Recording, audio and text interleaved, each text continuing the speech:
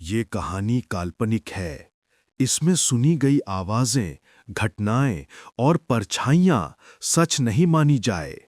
अगर आप जल्दी डर जाते हैं तो सुनना अपनी जिम्मेदारी पर जारी रखें। स्कैरी ऑडियो उन लम्हों को जगाता है जिनसे लोग बचना चाहते हैं। कमरे में बस हल्की रोशनी रहे और आपकी सांसें साफ सुनाई दें।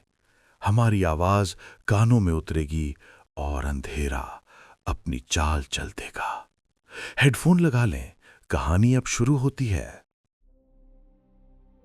लोग कहते हैं कि मौत सब खत्म कर देती है, कि अंधेरा एक सुकून भरी नींद है।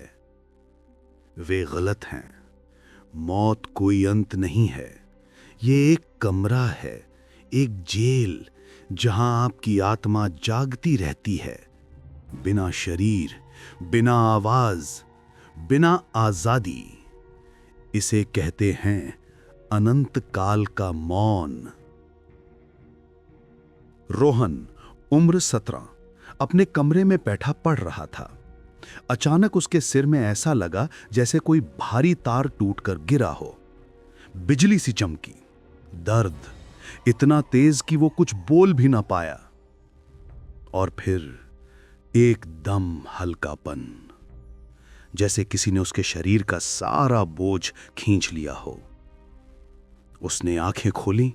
वह अपने कमरे में था। पंखा घूम रहा था, लेकिन उसकी आवाज बहुत दूर से आती लग रही थी, जैसे किसी कुएं के तले से। वो उठना चाहता था, पर उसके हाथ फीके, धुंधले, पानी में बनती परछाई जैसे। दरवाजा खुला। उसकी मां भागते हुए आई। उन्होंने चीख मारी, एक दर्द भरी, दिल फाड़ देने वाली चीख। लेकिन वो चीख भी रोहन को आधी टूटी हुई सुनाई दी। रोहन! डॉक्टर आए, पल्स चेक की और मां की ओर देखकर सिर झुका दिया। उनका चेहरा बोल रहा था, सब खत्म हो चुका है। रोहन ने डर के चिल्लाया, मां, मैं यहां हूं, मैं ठीक हूं।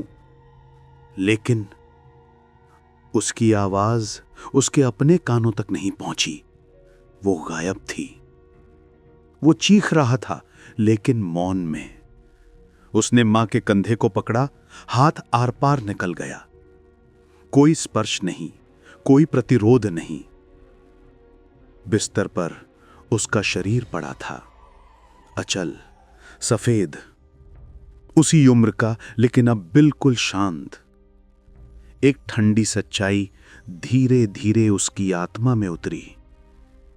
मैं मर चुका हूं। रोहन खुद को उस कमरे के हर कोने में देख सकता था।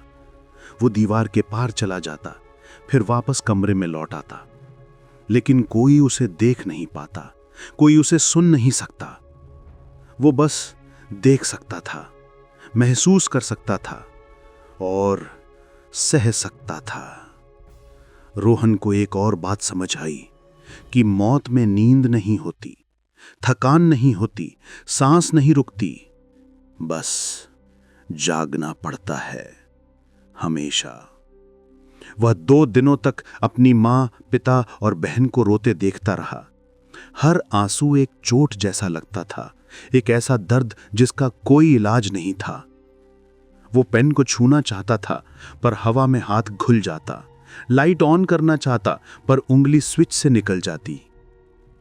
वो एक जीवित घर में एक मृत आत्मा की तरह घूमने लगा। हर भावना, हर रोना, हर सन्नाटा उसे घुटन देता, मानो वो ही शोक एक मोटी चिपचिपी धुंध बनकर उसके आसपास लटके। तीसरी रात, ठीक 3 बजे, घर अचानक भयानक शांत हो गया। रोहन खिड़की पर गया। बाहर भी गहरी चुप्पी थी, लेकिन वो जीवित शांति नहीं थी। ये रुकी हुई शांति थी, जैसे दुनिया सांस रोके किसी चीज का इंतजार कर रही हो।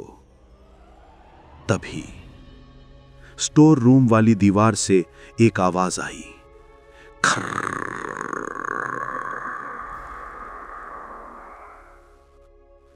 जमीन पर कोई बहुत पुरानी भारी चीज खिसका रहा हो ऐसी आवाज।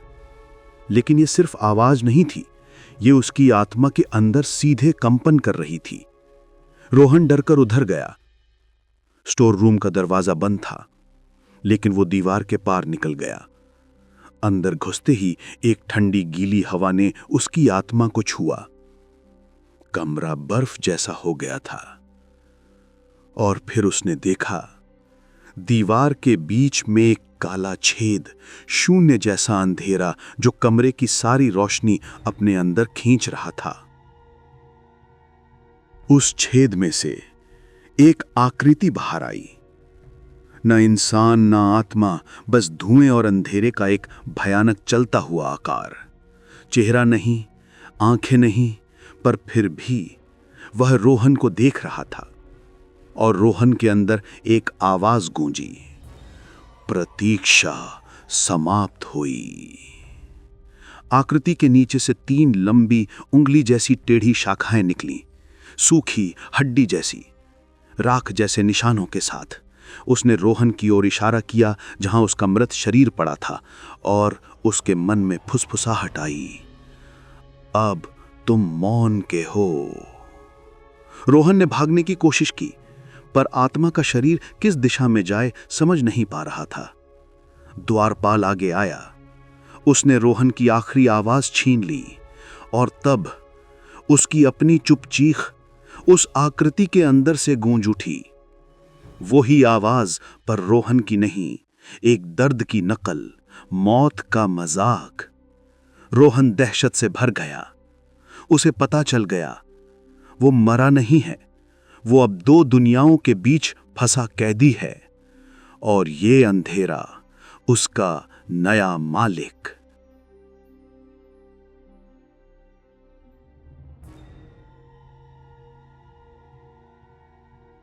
अगर इस कहानी ने आपकी सांसें कुछ पल के लिए थाम दी हों, तो वीडियो को लाइक जरूर करें और चैनल को सब्सक्राइब भी कर लें, क्योंकि डर हमेशा शुरुआत में नहीं मिलता, कभी-कभी वो अंत में आपका इंतजार करता है।